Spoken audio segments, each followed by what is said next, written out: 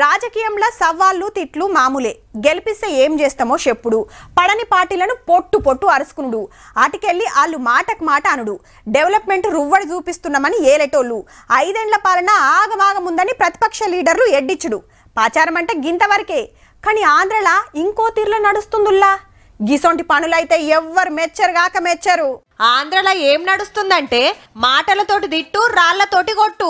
ముఖ్యమంత్రిని ఇడుస్తలేరు, ముఖ్యమైన లీడర్లను ఇడుస్తలేరు. మొన్న రాత్రి విజయవాడలా జగన్ సారు రోడ్ షో చేస్తుంటే రప్పున రాయొచ్చి దాకింది. ఎమ్మటే దవాఖానకు దోల్కపోయి టెస్టులు చేసి పట్టేసిండ్రు. జర్రంతల డేంజర్ తప్పిందట. రాళ్ళిసిరిన నలుగురిని దొరకబట్టి ఎంక్వైరీ చేస్తురట పోలీసులు. నిన్న రెస్ట్ తీసుకొని ఇవాళ మళ్ళా యాత్ర చాలు చేసిండు సీఎం సారు. జగన్ మీద ఒక రాయి విసిరినంత మాత్రాన ఆ దుష్ట చతుష్టయం ఓటమిని ఎవ్వరూ ఆపలేరు. ఇక రాత్రి చంద్రన్న గాజువాకల రోడ్ షో చేస్తుంటే రాయిషిరిన్ రోగలు జర్రంతైతే సార్కు దాకుతుండే. పోలీసులు పట్టుకుందామనేటోరకు తప్పించుకొని అవతల పడ్డాడు కొట్టినాయనే. ముఖ్యమంత్రి పైన రాళ్లేస్తే నీకు సిగ్గు లేదా ముఖ్యమంత్రిని అడుగుతున్నా నేను. ఒకప్పుడు కోడి కత్తి డ్రామా చేశావు. గుంటూరు జిల్లా తెనాలిలా పవనన్న మీద కూడా రాళ్ళేద్దామని చూస్తే ఒకళ్ళని దొరకబట్టి కొట్టిండ్రు కార్యకర్తలు.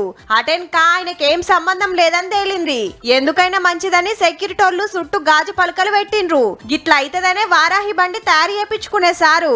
చల్ మీ వోళ్లే రాళ్లతోటి కొట్టిండ్రంటే మీ వోళ్లే కొట్టిండ్రని 2 పార్టీల లీడర్లు మాటలతోటి కొట్టుకుంటున్నారు. ఇక ఈయన వెంటబడి కొట్టండి, ఇంకోటి చేయండి, దున్నపోతుంటాడు, ఇంకోటి అంటాడు. నేనున్నాను మీకు అండగా, మా పార్టీ ఉందంటాడు. ఏదో సింపతి వచ్చేస్తుంది అని చెప్పి ఆయన అనుకొని నిన్న ఆయన అదే చేశాడు. వాళ్ళ దగ్గర రాళ్ళు లేపించుకొని ఇది జగన్ గ్యాంగ్ పని అని చెప్పి. జగన్ కి గాయం అయితే రాష్ట్రానికి అయ్యా గాయం. జెడ్ కేటగిరీ సెక్యూరిటీ ఏం చేస్తుందా మీ జెడ్ కేటగిరీ సెక్యూరిటీ? మరి చంద్రబాబు గారి మీద రాళ్లు కొట్టించినప్పుడు రాళ్ల వర్షమే కురిపించారా మీరు? అప్పుడు ఏమైపోయినాయి? గివ్వేం దిక్కుమాలిన పనులురా నాయన. అంత అభిమానం ఉంటే మీ లీడర్ ఎంట తిరుగుర్రి, అందరితోటి ఓట్లేపియ్యుర్రి. అంతేగాని రాళ్లతోటి కొడతాం, రౌడీజం చేస్తామంటే ఉత్త పుణ్యానికి జైల్లో షిప్పకుడు తినాల్సి వస్తుంది. చూసుకోండి మరి.